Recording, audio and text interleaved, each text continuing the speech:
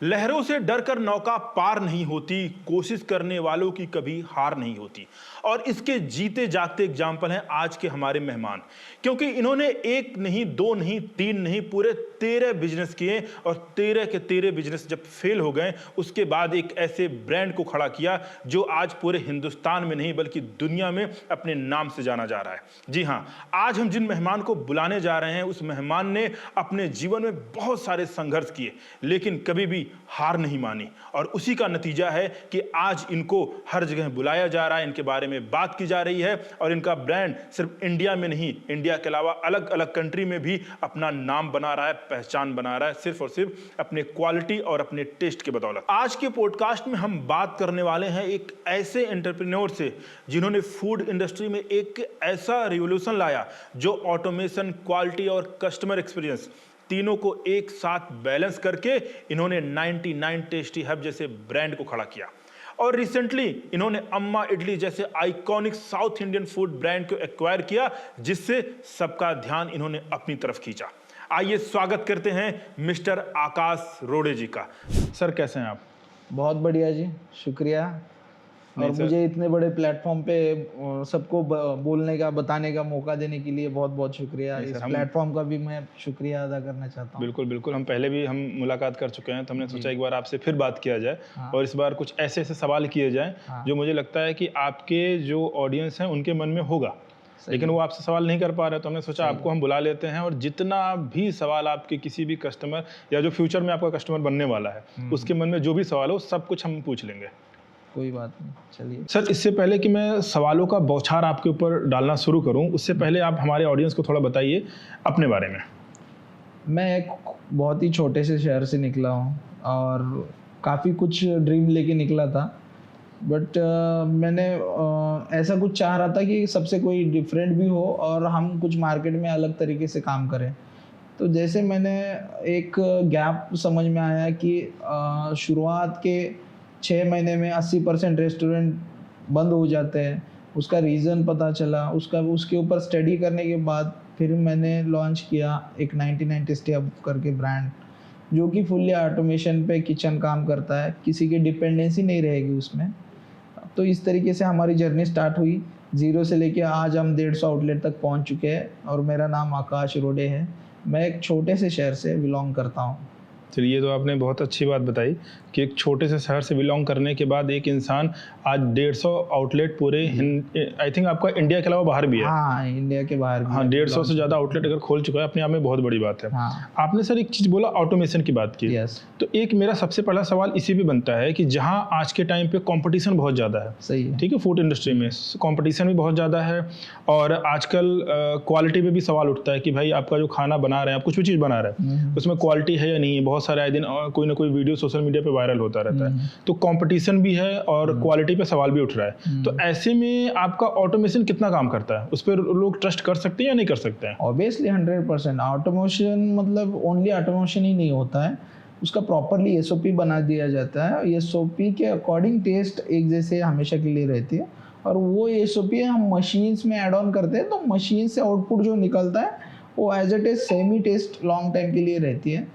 और कंपटीशन का जो चीज़ें होती है, जो सबसे फूड इंडस्ट्री में सबसे बढ़िया जो टेस्ट देगा वो लॉन्ग टाइम तक खेलेगा फूड इंडस्ट्री में। बस इतना ही है फूड इंडस्ट्री का जो मेन पेन पॉइंट होता है। तो इससे ये पता चलता है कि हम फूड इंडस्ट्री का जो एक जो बिजनेस है फूड इंडस्ट्री में, वो बहुत जल्दी मतलब ग्रो हो सकता है जी, लेकिन सही ढंग से करें, अगर सही ढंग से करें। हाँ, ठीक है, ये बात मैं आपके मान लेता हूँ, लेकिन फिर मेरा एक सवाल ये बनता है कि अगर ये इतना स्केलेबल है, इसको इतना हम स्केल कर सकते हैं, तो 70% आउटलेट्स बंद क्यों हो जाते हैं? आउटलेट्स बंद होने का रीज़न एक तो मैन पावर का डिपेंडेंसी होता है, दूसरी चीज़ है उनका जो मार्केट रिसर्च होता है, प्रोडक्ट डिसाइडमेंट होता है, प्रोडक्ट प्राइस होता है, काफ़ी कुछ चीज़ें हैं जो लोग उस चीज़ को मिस करते हैं। और मिस करके वही जो मतलब कोई अभी मान के चलो कोई लाला का अगर होटल चल रहा है तो उसके पास वो 8-10 साल से काम कर रहा है, लेकिन इमीडिएटली देखते ही लोग उसके ये हो जाते हैं कि उनको भी लगने लगता है कि वो डेली का अगर 2 लाख धंधा बना पा रहा है तो हम क्यों नहीं बना सकते। बट ये गलत है, वो 8-10 साल से उसमें एसओपी मैनेज किया है, उसने सारा सिस्टम बनाया है, तब जाके वो आज एक वेल सेटली बिजनेस को रन कर पा रहा है। लेकिन हर कोई ये करने से पहले पूरा उसका स्टडी करे, पूरा सिस्टम को जान ले कि कैसे कैसे स्टेप किया जा सकता है, उसके बाद ही वो फूड इंडस्ट्री में काम कर सकता है अच्छे तरीके से। अच्छा, एक चीज़ और सर, आपका जो बिजनेस है वो फ्रेंचाइजी मॉडल है जी ठीक है, आप फ्रेंचाइजी देते हैं जी और कहा यह भी जाता है इंडिया में कि फ्रेंचाइजी मॉडल जो होता है सबसे सफल होता है। जी। मतलब आराम से अगर किसी ने किसी कंपनी की फ्रेंचाइजी ले लिया तो वो रिलैक्स होकर बैठ सकता है। लेकिन बहुत सारे लोगों का कंप्लेन ये भी आता है कि फ्रेंचाइजी बिजनेस में अगर हम किसी कंपनी का फ्रेंचाइजी लेते हैं तो फ्रेंचाइजी देने के टाइम पे कंपनियां बहुत बड़े बड़े वादे करती हैं, बहुत प्रोमिसेस करती हैं, आपको ये सपोर्ट मिलेगा, आपको ये सपोर्ट मिलेगा, लेकिन फ्रेंचाइजी देने के बाद वो सारे सपोर्ट नहीं मिलते हैं। तो इसको आपने इस चीज को कैसे आपने डील किया? या ऑब्वियसली मतलब इस चीज़ को हमारा एकदम ट्रांसपेरेंसी रहता है। एक तो हमारे फ्रेंचाइजी के जो किचन्स होते हैं उनके सीसीटीवी हमारे बैकएंड में लाइव होते हैं और उनको मॉनिटरिंग किया जाता है हमारे बैकएंड से, और उनको एक रिलेशन मैनेजर भी असाइन किया जाता है कि वो डे बाय डे उनका बिजनेस बढ़ाने में हेल्प करेगा, सेल्स इंक्रीज करने में, उनका जो मेनू का जो ऑप्शन होते हैं या मेनू के जो कॉम्बो जो होते हैं, हाँ जो मेनू के कॉम्बो होते हैं हमेशा नए नए तरीके से ऑफर रिप्रेजेंट अच्छे तरीके से, मतलब हर टाइम रिप्रेजेंट करने का तरीका डिफरेंट होना चाहिए। कि आज आप बेच रहे हो एक बर्गर, ठीक है, लेकिन आप कस्टमर को अगर बर्गर के साथ अगर 2 बर्गर के साथ एक कॉफ़ी ऑफर करोगे और बर्गर की प्राइस बढ़ा के लगाओगे तो भी कस्टमर आपके उस ऑफर को लेके इंटरेस्ट ज़्यादा बनते हैं। तो मतलब इवन यही कहना है कि जो फ्रेंचाइजी मॉडल जो वर्क कर रहे हैं उनको पूरा बैकएंड में सपोर्ट देने के बाद ही वो बढ़िया तरीके से रन कर सकते हैं। जैसे हम बैकएंड में एक एक चीज़ को उनको सपोर्ट देते हैं, जैसे डिजिटल मार्केटिंग सपोर्ट हो गया, दूसरा है उनके किचन्स को एनी टाइम लाइव मॉनिटरिंग हम करते हैं कि किचन में क्या हो रहा है, किस तरीके से चल रहा है, एसओपी ठीक से बनाई जा रही है, मशीन्स का वर्किंग ठीक से चल रहा है। तो ये जो रेस्टोरेंट या क्या फ्रेंचाइजी ओनर के जो पेन पॉइंट होते हैं वो हम डे बाय डे उनके पीछे गाइडेंस करते रहते हैं, उनके पीछे हमेशा सपोर्ट बन के खड़े रहते हैं। तो आप इसके कारण वो दिक्कत नहीं आती है। तो आपकी तरफ से फुल्ली सपोर्ट दिया जाता है? फुल्ली सपोर्ट रहता है हमारी तरफ से, 99% सपोर्ट रहेगा, बट 1% उसकी भी जरूरत है। हाँ, उसको भी करना जरूरी है, एक्टिव रहना जरूरी है। ये सब आपकी नहीं, उसकी खुद की भी तो जिम्मेदारी है, उसको भी तो बिजनेस चलाना है। चलिए, ये तो आपने बहुत सही बताया कि आप पूरा सपोर्ट करते हैं अपने जितने भी आपके जो फ्रेंचाइजी लेते हैं। अच्छा, एक सवाल और बनता है कि कोविड के बाद से कहा यह जाता है कि फूड इंडस्ट्री में बहुत बूम आया है जी, लेकिन एक सवाल ये भी उठा है कि जो हाइजीन या जो क्वालिटी से रिलेटेड है उस पर भी सवाल उठता है। तो इस चीज को फिर आप कैसे मैनेज करते हैं, कैसे आप देखते हैं कि हाँ क्वालिटी हमारे खाने की सही होनी चाहिए? क्योंकि अगर आप भी सोशल मीडिया पे देखिए तो आए दिन कोई ना कोई वीडियो वायरल होता है जिसमें कभी कोई इंसान खाने में थूक दिया, रोटी में थूक के वो रोटी बना रहा है, मतलब बहुत सारी चीजें। अब सोशल मीडिया का जमाना है तो कुछ भी चीज छुप नहीं सकता है। कहीं कुछ कोई बना रहा है तो उसमें कहीं पैर से कुचला जा रहा है, पैर से उसमें लगाया जा रहा है। तो इन सब क्वालिटी या हाइजीन से रिलेटेड इसको आप कैसे मैनेज करते हैं? सर यही सब चीजें देख के मैंने 99 टेस्टी ब्रांड लॉन्च किया है, क्योंकि ये सारी चीजें हो रही थी जो कि एक अनहाइजीनिक तरीके से वर्किंग हो रहा था ना, मतलब लोग टेस्ट के नाम पे कुछ भी मिलावट करके दे रहे थे। बट हम ऑथेंटिक और इसी चीज़ को लेके हम ऑथेंटिक और मशीन्स पे आ चुके हैं, ताकि मतलब जैसे पसीना आने के बाद भी वो किचन में ही काम कर रहा है या बनियान पे किचन में काम कर रहा है। एक्चुअली हमारे सारे कैफ़ेज़ में किचन में तक एसी होती है, किसी को पसीना नहीं, कुछ बूंद तक नहीं निकल सकता, मतलब पसीने का कोई बूंद तक नहीं निकलेगा। और पूरे मतलब फुल्ली हाइजीनिक देने की हम हमेशा से कोशिश करते आए हैं, करते रहेंगे और आगे भी हमेशा यही कोशिश रहेगी कि लोगों को हम हाइजीन और एक बढ़िया टेस्ट और एक साफ़ सुथरा किचन देखने के लिए कभी भी लोग विज़िट कर सकते हैं। उनको जब भी विज़िट करेंगे उनको साफ़ सुथरा ही किचन दिखेगा और हाइजीन मेंटेन ही होगी। कैप हो गया, हैंड ग्लोव्स हो गए और प्रॉपर मशीन से वर्क होने के कारण ये चीज़ें ज़रूरत नहीं पड़ती हमारी इसमें कि हम 100% हाइजीन ही खाना देते हैं। अच्छा, एक चीज़ और, फ्रेंचाइजी के नाम पे आजकल ऐसे बहुत सारी कंपनियां हैं जो सिर्फ आती हैं, सेटअप लगा के चली जाती हैं, उनको बाकी किसी चीज़ से मतलब नहीं होता। सही है। तो आप लोग अपने कस्टमर के लिए क्या क्या चीज़ें करते हैं? सिर्फ सेटअप लगाते हैं या सेटअप लगाने से लेके, जैसे भी आपने डिजिटल मार्केटिंग का जिक्र किया कि आप पूरा सपोर्ट करते हैं, तो एक बार थोड़ा सा हमें ब्रीफ में बताइए कि सेटअप लगाने से लेके और क्या क्या चीज़ें आप करते हैं अपने? सर पूरा स्टार्टिंग से बताया जाए तो लेआउट देते हैं, उनको जैसे मतलब एक नॉन नॉलेजेबल पर्सन को भी हम पूरा एक ट्रैक पे सही से बिजनेस करने सिखाते हैं। उनको लेआउट बना के देते हैं, सारे लाइसेंसेस हम बना के देते हैं, सारे किचन का सिस्टम सेटअप, किचन का सिस्टम, उसके बाद डिजिटल मार्केटिंग का सपोर्ट होता है उनको। उसके बाद हमारे तरफ से हमेशा मतलब उनको मॉनिटरिंग रहती है। दूसरी चीज़ है मार्केटिंग में बहुत सारी चीज़ों का सपोर्ट और एक अलग से मिलता है, जैसे वहाँ पे हम इन्फ्लुएंसर को इनवाइट करते हैं और ओपनिंग डे में हम मार्केटिंग स्टंट भी करते हैं, जो 1 रुपये में इडली वगैरह हम सेल करके बहुत सारे लोगों का क्राउड इकट्ठा करते हैं, ताकि उस फ्रेंचाइजी वालों को मतलब जहाँ पे हमारा शॉप खुल रहा है, ताकि मतलब नियरेस्ट में सारे जगह पे अवेयरनेस फैल जाए कि हाँ यहाँ पे ये कैफ़े आया। और जैसे कम कॉस्टिंग में हम अवेयरनेस के लिए हम जो खिलाते हैं, उसके कारण लोगों तक टेस्ट भी पहुंच जाता है और वो लॉन्ग टाइम के लिए उनके कस्टमर बन के रहते हैं। अच्छा, आपको क्या लगता है कि फूड बिजनेस में ब्रांडिंग करना ज़्यादा ज़रूरी है या नहीं? ऑब्वियसली सर, फूड बिजनेस में ब्रांडिंग, हाइजीनिक, टेस्ट, ये सब चीज़ें मायने रखती है और अच्छे कैसे मायने रखती है। तो आप ब्रांडिंग के लिए क्या क्या चीज़ें करते हैं? हम ब्रांडिंग के लिए सर जैसे कि मार्केटिंग का सपोर्ट तो पूरा होता है, उसके अलावा हम जो लॉयल कस्टमर लॉयल्टी बनाते हैं, कार्ड बनाते हैं, उनको पॉइंट्स देते हैं, उनको कुछ हमेशा के लिए कनेक्ट रहने के लिए कुछ ऑफ़र, मतलब हमेशा कुछ ना कुछ डिफरेंट ऑफ़र हम उनके लिए ऑफ़र करते हैं। तो ये सारी चीज़ें होती हैं जो कि एक लॉन्ग टाइम हम कस्टमर को कनेक्ट रख पाए, ठीक है। और जैसे ही उनका डेटा आता है तो उनको रीटारगेट भी हम करते हैं, नए नए ऑफ़र उनको प्रोवाइड करते हैं, तो उसके कारण हमारे कस्टमर जो है हमेशा के लिए हमारे पास ही कनेक्ट रहते हैं। अच्छा, एक चीज़ और, आज के टाइम पे ब्रांडिंग के लिए बड़ी बड़ी कंपनियां क्या करती हैं, जैसे उनके पास थोड़ा अच्छा खासा फंडिंग आया, बिजनेस उनका थोड़ा सा चलने लगा, वो किसी न किसी सेलिब्रिटी को हायर कर लेते हैं जी। तो आपने ऐसा कुछ नहीं सोचा या प्लान है फ्यूचर में? नहीं, एक्चुअली में क्या है, सेलिब्रिटी का फेस वैल्यू कभी अच्छा खासा होता है, कभी कंट्रोवर्सी में आ जाता है, लेकिन हमारे ब्रांड का टेस्ट हमेशा वही है। तो हम कोई टेस्ट उनके फेस के कारण हमारी टेस्ट या जो चीज़ें हैं या प्रोडक्ट वैल्यू है वो हम ख़राब नहीं करना चाहते। सेलिब्रिटी में खर्चा करने से अच्छा हम खुद के ब्रांड पे और कितना ज़्यादा क्वालिटी पे फोकस कर सकते हैं, उस पर खर्चा करते हैं। ये तो बहुत अच्छी बात है, नहीं तो नॉर्मली कंपनियां क्वालिटी से ज़्यादा पहले सोचती है किसी सेलिब्रिटी को लेके आओ, माल तो अपने आप बिक जाएगा। हाँ। चलिए, ये तो एक अच्छा आंसर आपने दिया। अच्छा, एक चीज़ और सर, मेरा एक क्वेश्चन ये था, पर्सनल सवाल मेरा ये है कि फूड इंडस्ट्री में पैसा बनाना आसान है या मुश्किल है? अगर आप सही ढंग से करोगे तो बहुत आसान है, बहुत ईजी है।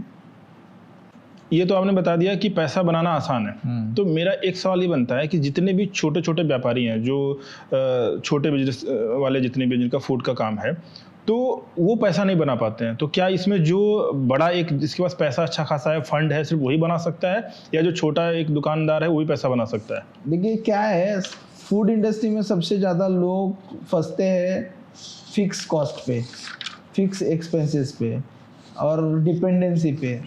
जैसे फिक्स एक्सपेंसेस मतलब आपके पास में 4 कैटेगरी के प्रोडक्ट्स हैं, तो 35 से 50 हज़ार के बीच में शेफ हायर करते हैं, ठीक है। तो हर एक कैटेगरी के अगर शेफ रहेगा, मान के चलो 4 शेफ है तो 1 लाख का उनका सैलरी बन रहा है, ठीक है। चाहे आपका सेल हो या ना हो या कम हो या ज़्यादा हो, उनका पैसा फिक्स जाएगा। कॉस्ट बन जाती है। तो वो चीज़ें एक तो एक एडिशनल कॉस्ट बन जाती है, ऊपर से आपका रेंट हो गया, तो काफ़ी कुछ चीज़ें। तो पैसे कैसे बना पाएगा फूड इंडस्ट्री में? एक तो आप प्रोडक्ट का नीश पकड़ लो, ज़्यादा प्रोडक्ट्स मेनू में ऐड करने से अच्छा है कम प्रोडक्ट पे डील करो। और कम प्रोडक्ट मतलब जैसे कि होता है ना, पनीर है तो पनीर की ही आपको एक 10, 15, 20 वैरायटी बन जाती है, तो उसको एक ही शेप लगेगा। अगर पनीर के साथ आप चाट रखोगे तो उसके लिए अलग शेप लगेगा, तो आपको खर्चा बढ़ गया। हाँ, इसमें एक्सपेंसेस उनको पता नहीं होता है। उनको लगता है कि भाई मेरे बाजू वाला एक पानीपुरी ठेले वाला भी 5,000 दिन का कर रहा है तो मैं भी पानीपुरी रख दूं। तो ये गलत वे में जैसे गलत डिसीजन होते जाते हैं, इसकी वजह से उनको नुकसान हो जाता है। और फिक्स कॉस्ट में उनके ये मतलब ज़्यादा कॉस्टिंग चली जाती है, उनके कारण वो कमा नहीं पाते, सारे मतलब बांट के ही परेशान हो जाते हैं। मतलब जो पैसा आया वो बांटने में चला गया और एट द एंड उनको प्रॉफिट कुछ नहीं हुआ। हाँ, और दूसरी चीज़ ये है कि डिपेंडेंसी होने के कारण क्या है, अभी जब शेफ बोलेगा कि मुझे आज छुट्टी चाहिए तो ओनर तो नहीं बना सकता, उसको तो बंद ही रखना है ना। तो सब मतलब ओनर पैसे डाल के कोई मतलब नहीं है, धंधा चला रहा है शेफ। तो हमने वही डिपेंडेंसी निकाली है और उसी चीज का रेवोल्यूशन लाया हमने। इंडिया में ऐसी छोटी चीज का तो आपके अगर कोई फ्रेंचाइजी लेता है तो डिपेंडेंट नहीं रहेगा किसी से ऑब्वियसली हमारे फ्रेंचाइजी लेने वाला कोई भी पर्सन डिपेंडेंसी में नहीं रहेगा और एक्सपेंसेस भी नहीं रहेंगे उसको ज़्यादातर उसको एक्सपेंसेस रहेगा फिक्स एक्सपेंसेस में ज़्यादातर इलेक्ट्रिसिटी बिल रहेगा क्योंकि सभी ऑपरेशंस मशीन्स पे मशीन्स के थ्रू होता है वो तो बट ऑब्वियस बात है। अच्छा एक चीज़ और कई सारे लोगों का ये एक सवाल होता है कि फ्रेंचाइजी मॉडल जो बिजनेस है वो बेसिकली जितने टॉप मैनेजमेंट के लोग हैं उनके लिए पैसा बनाने का एक गेम बन चुका है, ठीक है, और बाकी चीज़ तो लोग चक्कर में एक साइकिल में पिसते चले जाते हैं, लेकिन पैसा जो टॉप मैनेजमेंट के बंदा है सिर्फ वही बनाएगा। इस क्लेम पे आप क्या कहेंगे? देखिए अभी आजकल तो फिलहाल मार्केट में ये हो रहा है कि कोई भी अपना एक छोटा सा कार्ट या दुकान खोल लिया है उसको स्टार्टअप बोल रहा है, उसको पता ही नहीं, तुरंत वो ऐड लगा रहा है, फ्रेंचाइजी बांटना चालू कर रहा है कि बैकएंड में कौन है, अकेला ही ओनर है और अकेला ही सब ऑपरेशन संभालने की कोशिश कर रहा है। तो ये फ्रेंचाइजी मॉडल सक्सेस भी नहीं है। उसके लोग ना उसके फॉलोअर्स पे या उसके रील्स की व्यूज पे देख के लोग फ्रेंचाइजी ले रहे हैं, उसमें फंस जा रहे हैं, अटक रहे हैं। उनको पता ही नहीं कि फ्रेंचाइजी मॉडल का प्रोसेस क्या होता है, फ्रेंचाइजी मॉडल का बैकएंड सपोर्ट क्या होता है। ये जब देखने के बाद ही, आप सारा स्टडी करने के बाद ही अगर जो फ्रेंचाइजी लेते हो तभी फ्रेंचाइजी मॉडल सक्सेसफुल होता है। और ज़्यादातर जो मॉडल होते हैं जिनका कुछ वन टाइम का सिस्टम होता है कि वो कोई आपको मतलब फीस चार्ज करेंगे वन टाइम के, कोई रॉयल्टी नहीं लेंगे या कोई आपको प्रोडक्ट भी नहीं देंगे, तो उनका होता है कि वन शॉट में उनको खाली पैसे निकालना है। तो ये तरीके से भी फ्रेंचाइजी मॉडल चलता है अपने इंडिया में। अगर हम क्लेम की बात करें तो एक बीच में सोशल मीडिया पे काफ़ी वायरल हो रहा था, एक नाम आपने सुना होगा, MBA चाय वाला। उनके ऊपर बहुत सारे सवाल लगाए जा रहे थे, बहुत उनके ऊपर सवाल उठाए जा रहे थे कि ये फ्रेंचाइजी दे देते हैं, कोई सपोर्ट नहीं करते हैं और सारा सोशल मीडिया पे आके ज्ञान देते हैं। आप मिले भी हैं? मैं मिला हूँ प्रफुल्ल बिल्लोरे से। हाँ, तो एक्चुअली उसका रीजन ये नहीं है सर, एक्चुअली अच्छा MBA चाय वाला का जो मार्केट है वो डाउन हुआ है? हाँ ऑब्वियसली, मतलब उसके सारे जो आउटलेट्स है वो बंद हो चुके हैं। तो सभी आउटलेट्स बंद हो चुके हैं? काफी बंद हो चुके हैं, मैंने काफी सुना है बंद हो चुके हैं। क्यों? सर रीजन ROI आता है उसका।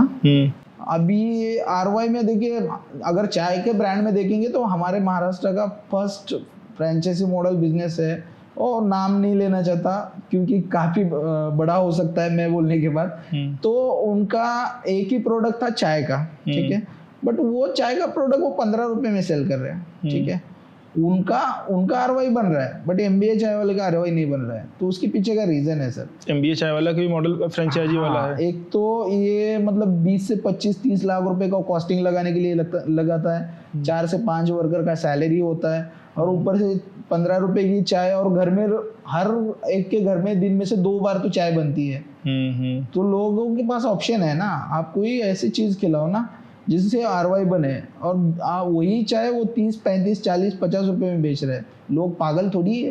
लेकिन एक टाइम पे तो MBA चाय वाला का मार्केट बहुत ज्यादा बूम किया, उनका आउटलेट भी अच्छा रहा था, ज्ञान पे चल रहा था, वो ज्ञान फैल रहा था, इसीलिए वो चल रहा था, बाकी कुछ नहीं है। लेकिन अभी उनकी बिजनेस स्ट्रेटजी कोई जीरो है। मतलब आप ये कह रहे हैं कि उनका बिजनेस प्लान कुछ भी नहीं था, उन्होंने सिर्फ ज्ञान अपना दिया, सोशल मीडिया पे वो ज्ञान वायरल हुआ और उसी के चलते उनका आउटलेट सारा सेल हो गया। बस ज्ञान पे उसने फ्रेंचाइजी भेज दी। तो अभी आपके हिसाब से उनके सारे आउटलेट्स बंद हो चुके हैं? सर उतना तो मैं क्लेमली नहीं बोल सकता, बट काफी लोगों का कहना है, मैंने देखा भी है, और बैकएंड में काफी कुछ तो सोशल मीडिया पे वायरल होता है, लोग उनको पनौती भी बोलते हैं, तो जिसके साथ वो खड़े हो जाते हैं उनका तो बिजनेस डूब ही जाता है। तो मुझे लगता है पनौती वाला चीज उनके साथ भी लग गया है। नहीं सर, देखो गलत करोगे तो गलत होगा। इंसान की नीयत अगर साफ है और वो साफ तरीके से अगर वो समझ रहा है कि मेरे साथ वाला कमाना चाहिए, वो जब तक समझेगा नहीं तब तक वो नहीं कमाएगा। उसके पास थोड़े समय के लिए पैसे काफी आएंगे, लेकिन ऐसे आएंगे और वैसे ही चले जाएंगे, जितने आगे उससे कई गुना चले जाएंगे। रुक नहीं सकता, अगर आप सच्चे मन से करेंगे तभी रुकेगा, नहीं तो वो आएगा और फिर चला जाएगा। जी। लेकिन इन सब चीजों में MBA चाय वाले ने पैसा तो अच्छा बना लिया होगा। सर पैसे तो बना है ना, एक तरीके से वो मतलब जानबूझ के डिसाइडमेंट करके वो प्लान था, बिजनेस प्लान उनका, कि उतना पैसा बनाना है और बाजू में हट जाना है। मैंने काफी लोगों से ये भी सुना है उनसे। चलिए, ये तो हो गई MBA चाय वाला के बारे में। आजकल सोशल मीडिया से गायब ही हैं, तो हमने बात कर लिया। अच्छा, एक चीज और, आज के जो यूथ हैं क्या ये फूड इंडस्ट्री में आ रहे हैं बिजनेस करने के लिए? नहीं, क्योंकि हम बहुत सारा स्टार्टअप की बात सुनते हैं। सर काफी आते हैं, क्योंकि सबसे ज्यादा या सबसे मतलब मार्केट में सबसे ज़्यादा चलने वाला अगर कोई इंडस्ट्री है तो फूड इंडस्ट्री है। मतलब साल के 365 दिन चलने वाला बिजनेस है। आप देखो क्लॉथिंग इंडस्ट्री सीजनेबल टाइम में चलता है, आइसक्रीम हो गया ये भी सीजनेबल टाइमिंग चलता है, या कुछ और भी चीज़ें हैं तो सीजनेबल टाइम में है, बट 365 दिन चलने वाली जो इंडस्ट्री है फूड इंडस्ट्री है। लेकिन अगर हम बात करें और सारे बिजनेसेस की, तो ऐसे बहुत सारे बिजनेसेस हैं जहाँ पर लो रिस्क है, तो उसके बाद भी एक यूथ फूड इंडस्ट्री में क्यों आ रहा है?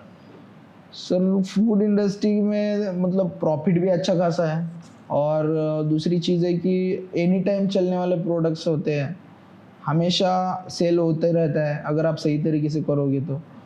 बाकी इंडस्ट्री को मतलब जैसे बहुत सारी इंडस्ट्री है, अभी शूज़ हो गया या एक्सेसरीज इंडस्ट्री है, उसको तो डिजिटल इंडस्ट्री ने खा लिया, तो अभी रिटेल में रखा ही क्या है। बट फूड इंडस्ट्री को आज तक मतलब कोई तोड़ नहीं कर पाया। नहीं, लेकिन एक चीज़ ये भी है ना कि जैसे अभी आपने बताया कि बहुत सारे 70% एक साल के अंदर आउटलेट बंद भी हो जाते हैं, तो इसमें रिस्क भी उतना है। हाँ। अगर रिस्क भी इतना है तो उसके बाद भी लोग इस चीज़ को क्यों शुरू करते हैं? पैसा होता है या लगता है कि यार पैसा इसमें जल्दी आ सकता है इसलिए शुरू कर दें? सर और आपको क्या लगता है, पैशन की वजह से शुरू करना चाहिए या पैसा कमाने के लिए शॉर्टकट रास्ता बन सकता है ये? सर इसमें पैसा बन सकता है ऑब्वियसली, और पैशन होता है, लेकिन ज़्यादातर लोगों का पैसा कमाने का ही पैशन होता है। अगर ऐसा ना हो कि फूड इंडस्ट्री में काम करने वाला पैशन है तो वो पैसा कैसे कमाएगा? वो तो बेकिंग करते बैठेगा, वो पैसा कमाने का सवाल ही नहीं आता। फूड इंडस्ट्री है ही पैसा कमाने के लिए। आप जितना बढ़िया दोगे, जितना सही तरीके से दोगे, उतना ज़्यादा पैसा कमाओगे, उतना ज़्यादा। आज के टाइम पे अगर किसी भी आउटलेट पे आप जाइए या किसी नॉर्मल दुकान पे जाइए, हर कोई अपने आप को बेस्ट बोलता है कि मेरा डोसा बेस्ट है, मेरा खाना बेस्ट है, मेरा ये बेस्ट है। तो इस हर किसी के बेस्ट वाले टाइम में हम सही मायने में कैसे समझें कि कौन बेस्ट है और कौन ख़राब है? इसको हम कैसे समझ सकते हैं as a customer? As a customer उनको आप उनका रेटिंग चेक कर सकते हैं। सर रेटिंग तो बढ़ाई भी जाती है फेक देके। खुद जाके टेस्ट करके चेक कर सकते हैं। ये क्या क्वेश्चन हो गया यार?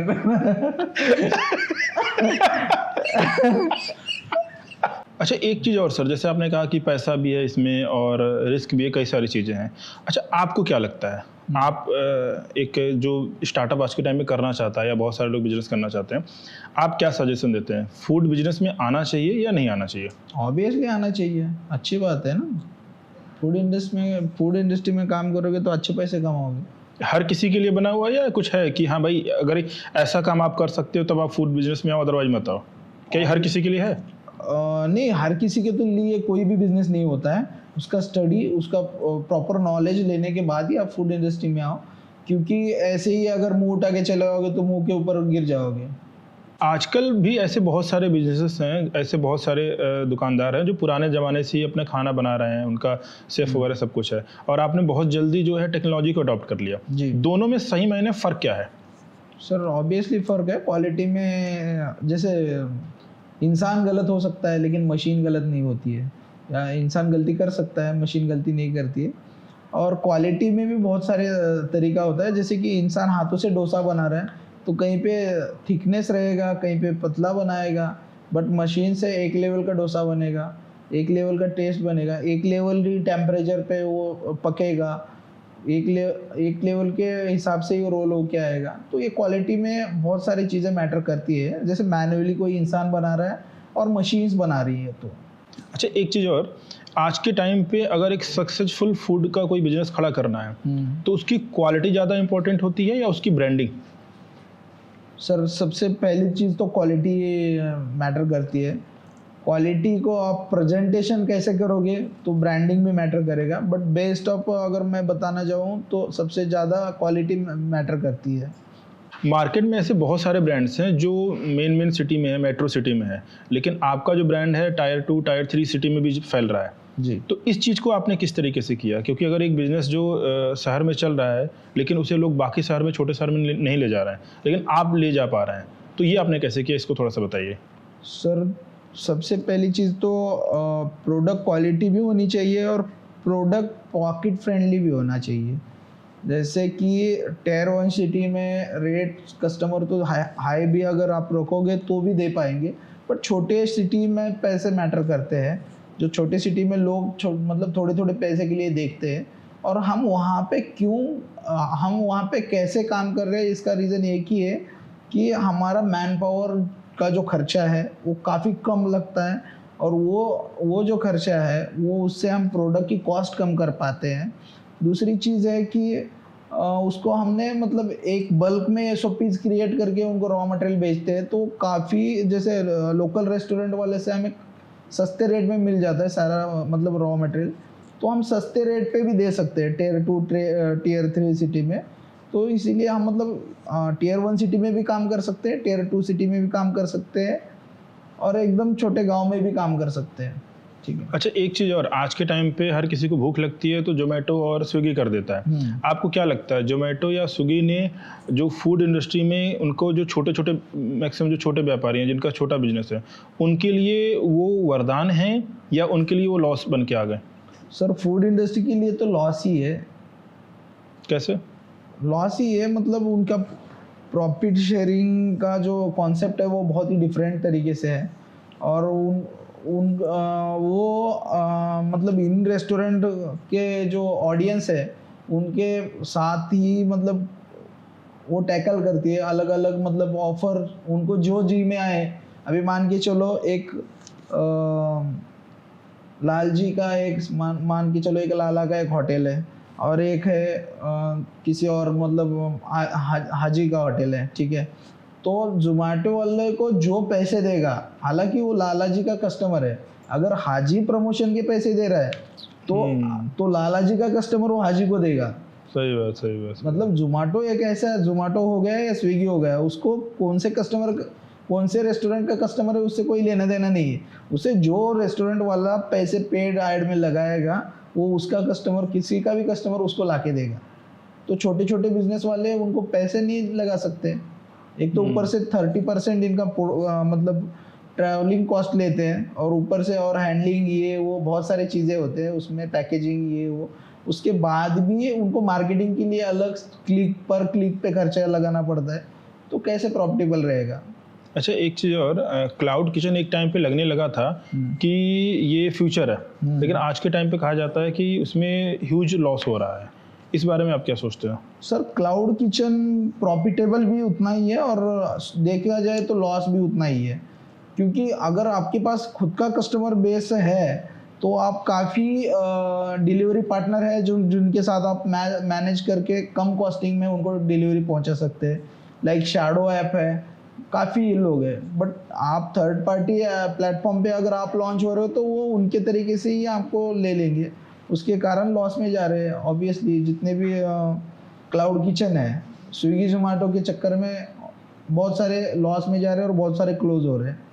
अच्छा, एक चीज़ और, आज के टाइम पे फूड बिजनेस जैसे आपने कहा कि इसमें पैसा भी अच्छा खासा है और कई लोग इसमें आ भी रहे हैं, लेकिन इसको एक लॉन्ग टर्म अगर बिजनेस बनाना है, एक लॉन्ग टर्म ब्रांड बनाना है, तो कैसे बना सकते हैं? सर लॉन्ग टर्म ब्रांड बनाने के लिए क्वालिटी एक जैसी होनी ज़रूरी है, और उसको हम कैसे ऑटोमेशंस पे कर सकते हैं वो भी ज़रूरी है। और जैसे कि हम मल्टीपल जगह पे अगर एक्टिव रहना चाहते हैं या मल्टीपल जगह पे हम आउटलेट खोलना चाहते हैं, तो उसको एक ऑपरेशंस मैनेजमेंट करना ज़रूरी है। उसके बाद ही ब्रांड या कोई मतलब बड़े लेवल पे कोई भी काम कर सकता है, क्योंकि प्रोसेस, एसओपीज और टेक्नोलॉजी, ये सारे चीज़ों को एक जगह पे लाने के बाद ही एक कोई बड़ा ब्रांड या बड़ा बिजनेस बन सकता है।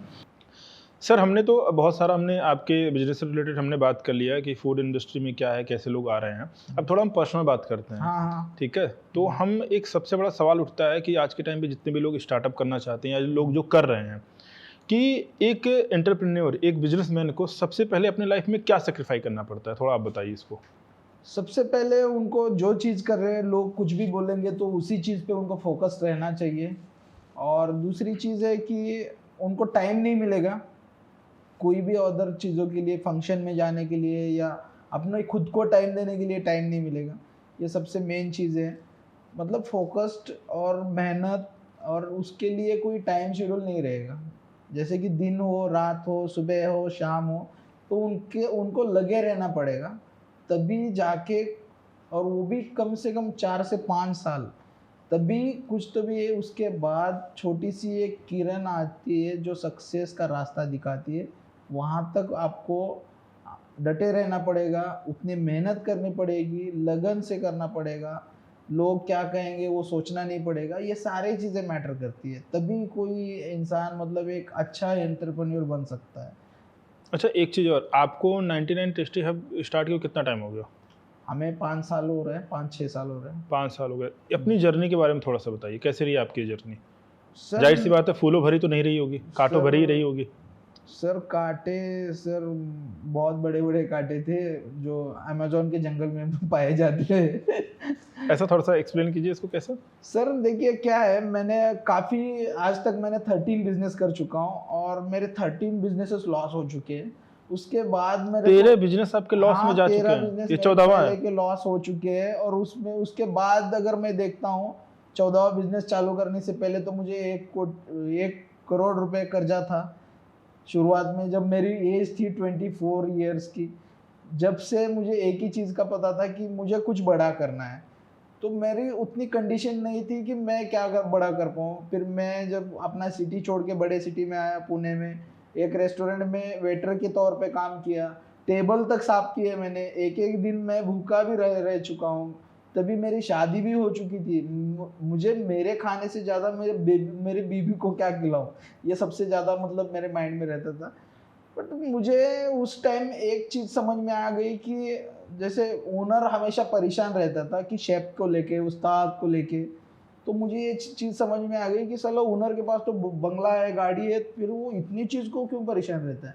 क्योंकि वो फूड इंडस्ट्री या रेस्टोरेंट इंडस्ट्री का पेन पॉइंट वो पकड़े हैं, मतलब पेन पॉइंट का उनको दर्द हो रहा है, जो शेफ है या उस्ताद है उनके कारण। तो मैं सोचने लगा कि सर इसमें हम क्या कर सकते हैं। अब मुझे तो कुछ बनाना आता नहीं था, तभी भी मैंने शुरुआत में मैंने एक छोटा सा ठेला चालू किया, स्टॉल चालू किया इडली का। कुछ समय बाद मैंने जो लोग रखे थे जिनको बनाना आता था, उन्होंने एक दिन मेरा पूरा पैसा ही लेके भाग गए जितना सेल हो चुका था। हाँ, तो मेरा दूसरे दिन मैं देख रहा हूँ तो मेरा बिजनेस पे वो ही नहीं है, तो बंद हो गया। फिर और दोबारा से मैं परेशान, दोबारा से मैं दूसरे होटल में काम करने लगा। फिर मेरे को एक चीज़ समझ में आ गई कि भाई इसका तोड़ निकालना पड़ेगा। करना तो मुझे फूड इंडस्ट्री में था, क्योंकि पहले से एक चीज़ है कि जितना ज़्यादा प्रॉब्लम आए उस पर मैं सोल्यूशन ढूंढने लगता था। मुझे करना तो यही था। एक सही बिजनेसमैन की पहचान भी ये होती है। हाँ, तो मैं उसमें से सोल्यूशन बनाया कि हमें अगर शेप रहे ना रहे तो हमें एक ऐसी एसओपी बनानी है, ऐसे एक सिस्टम बनानी है कि कोई भी बनाएगा तो टेस्ट एक ही होनी चाहिए, ठीक है। तो ये चीज़ें हमने मतलब शुरुआत से पूरा मैंने एनालिसिस किया, सारी चीज़ें जान ली, नॉलेज लिया। उसके बाद मैंने कुछ प्रोडक्ट्स लॉन्च किए, मैंने छोटे से शुरुआत की और धीरे धीरे करके लोगों को वो टेस्ट ज़्यादा पसंद आने लगी। फिर मुझे लगने लगा कि हम जो 4-5 लोग रख रहे हैं वो भी टाइम पे नहीं दे पा रहे सर्विस, तो इसके कारण हमने टेक्नोलॉजी को ऐड ऑन किया। जो हमने एसओपी बनाई है वो एसओपी हम मशीन्स में डालते हैं और मशीन गर्मा गर्म डोसा बना के दे देती है।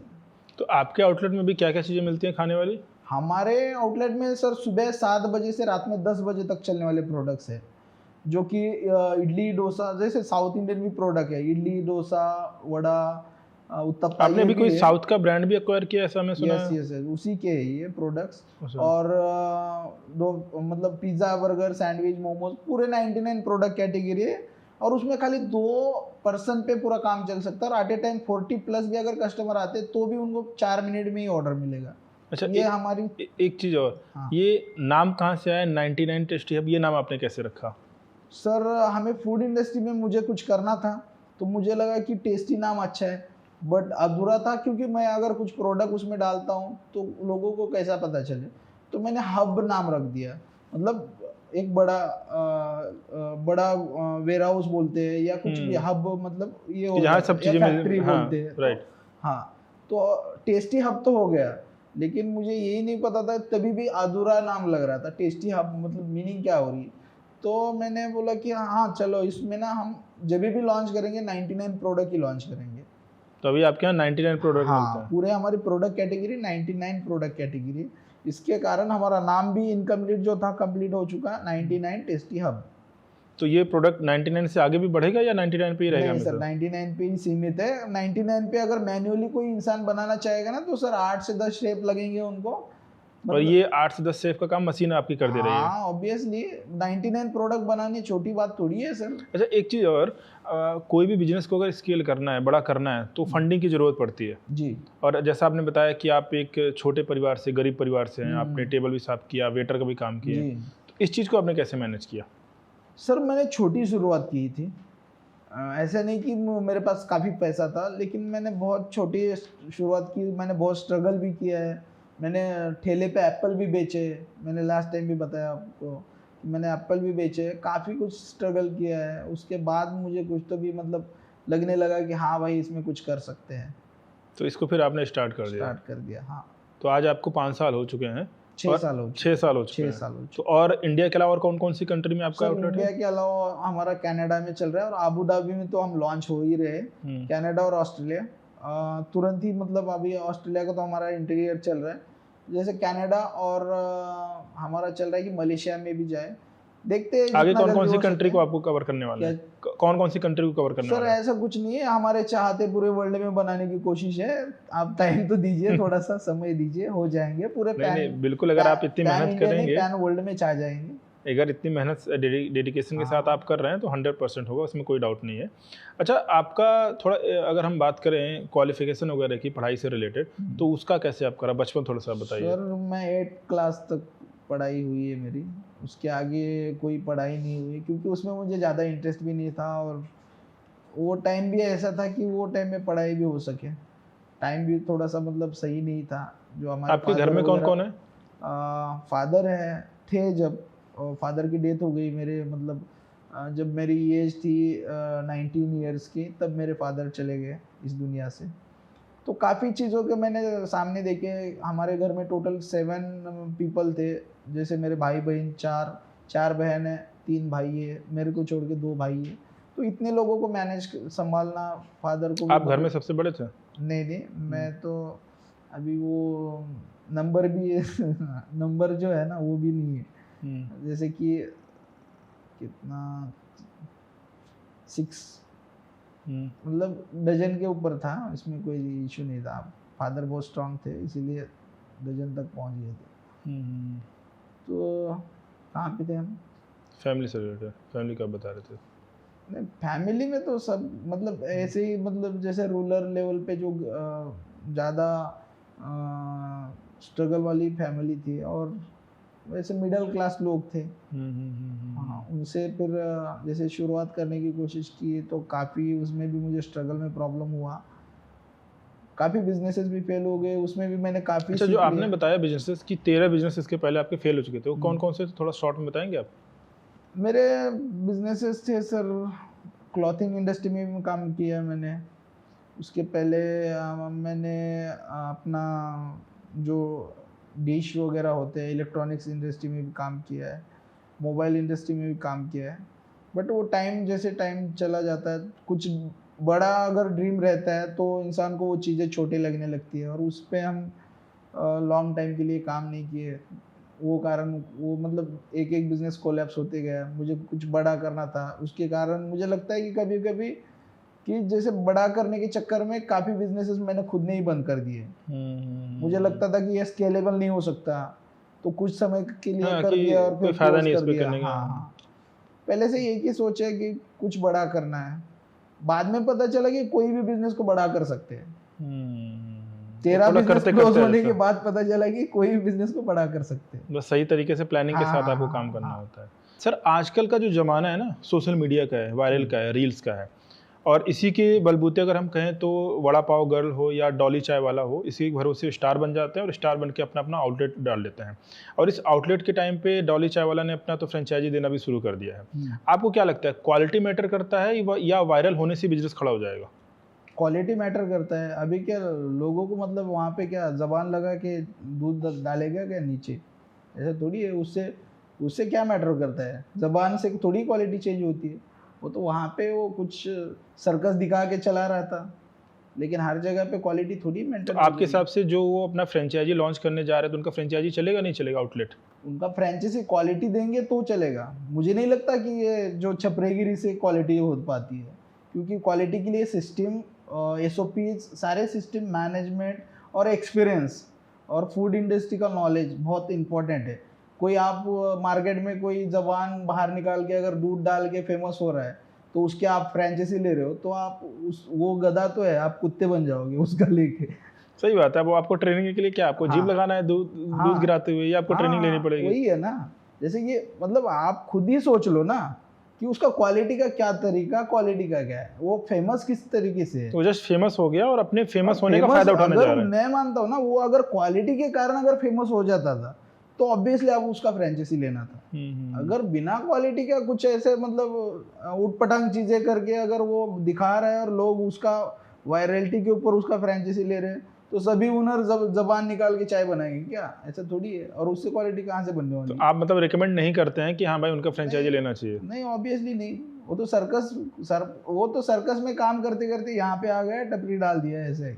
मुझे तो ऐसा ही लगता है। वायरल हो गया और उसका फायदा उठा रहा है। बस बस बस। अब कोई भी ना इस तरीके पे मत फंसिए, क्योंकि क्या होता है चीजें मालूम है क्या, आप क्वालिटी पे ध्यान देना बहुत जरूरी है। हाइजीन वगैरह की अगर हम बात कर रहे हैं, ठीक है, तो अभी एक फेमस हुई थी बीच में, अभी तो गायब हो गई है, वड़ा पाव गर्ल, जो इतना फेमस हुई, ठेले पे अपना वड़ा पाव बेचती थी और कई सारे यूट्यूबर पहुंच जाते, ब्लॉगर पहुंच जाते, रोती और माइक लगा लेती, कॉलर माइक लगा लेती, रोती रहती और वड़ा पाव बेचती रहती। और उसके बाद फेमस हो गई, बिग बॉस भी चली गई, अब उन्होंने अच्छा खासा अपना वो भी डाल दिया, दुकान भी डाल दिया। तो आपको लगता है कि ये जो ठेले पे लाइन लगता था उनके यहाँ लेने के लिए, लेकिन क्वालिटी था कि नहीं था इससे पता नहीं, लेकिन वायरल हो गई इसलिए वो हिट हो गई? सर ज़्यादातर लोग तो पहले उसे देखने आते थे, क्योंकि वो थोड़े दिखने में भी अच्छी खासी थी। लड़की देखने आते थे? हाँ, ऑब्वियसली।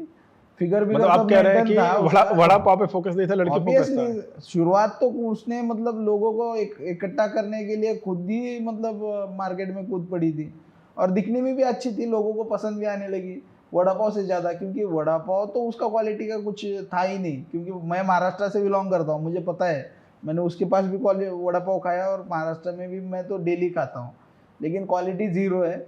उसके नखरे बेच रही थी वो, सीधी सीधी बात है कि उसके नखरे बेच रही थी, वड़ा पाव नहीं बेच रही थी, उसके नखरे बेच रही थी, और लोग उसके नखरे के दीवाने हो चुके थे, इसीलिए वड़ा पाव खाने जा रहे थे वहाँ पे।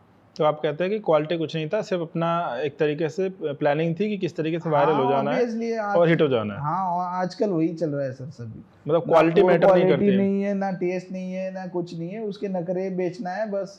वो भी बिना पैसे की बेच रही थी, ऐसा नहीं है ना, पैसे लेके नखरे बेच रही थी, वो एक स्ट्रैटेजी हो गई।